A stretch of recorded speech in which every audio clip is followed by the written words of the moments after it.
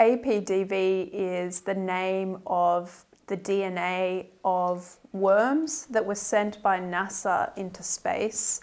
And while they were in space, the worms started to grow an extra head on the other end of their body. They had no biosphere, they had no container keeping them more or less in place.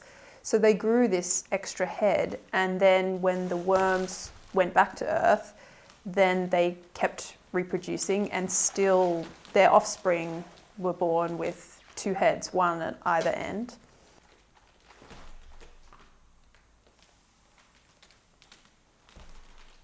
I was interested in having shoes on hands and how that changed how I moved. And then turning the sneakers inside out became part of the idea of a backwards body. So a body that is thinking backwards, breathing backwards,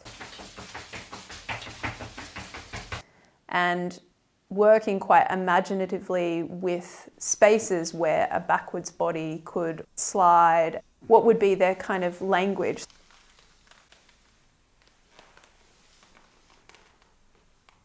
What would these backwards bodies do sleeping? How would they mate?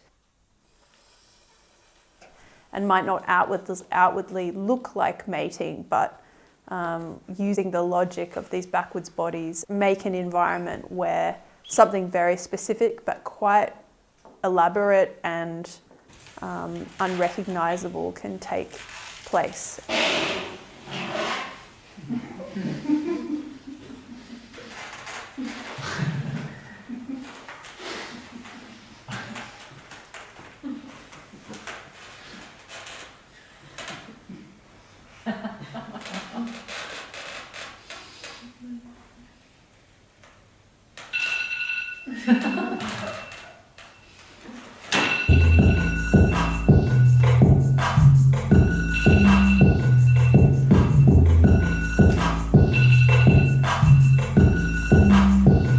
APDV exists as both a solo work and a group piece.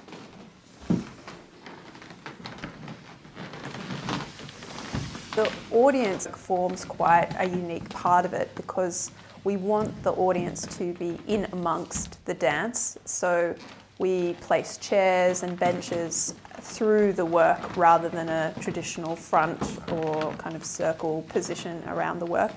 And we've also staged the work in a gallery space. So the audience can be positioned behind walls, and there's different smaller spaces, larger spaces, like an enclosure where the audience can move through the space and have different experiences of the work.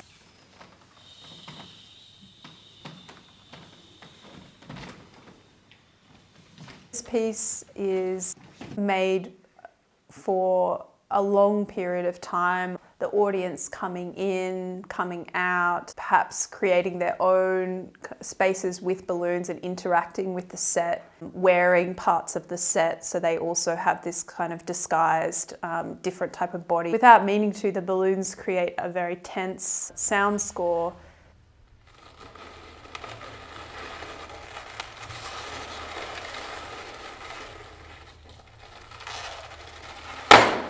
It's almost like this horror movie where you're waiting for something to disrupt,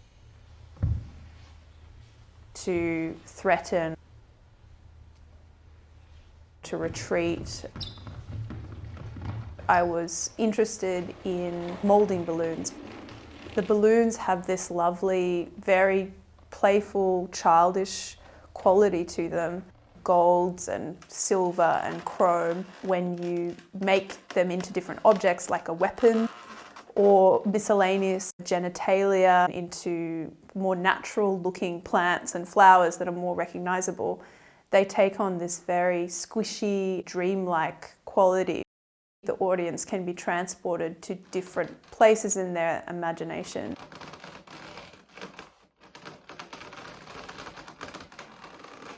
latex and amplification, colour and form. There is a sense of overwhelm of what can be created, what can be destroyed and created again. So the sense of time in the work, I think, is balanced on these very brightly coloured and transformable auditory and physical elements.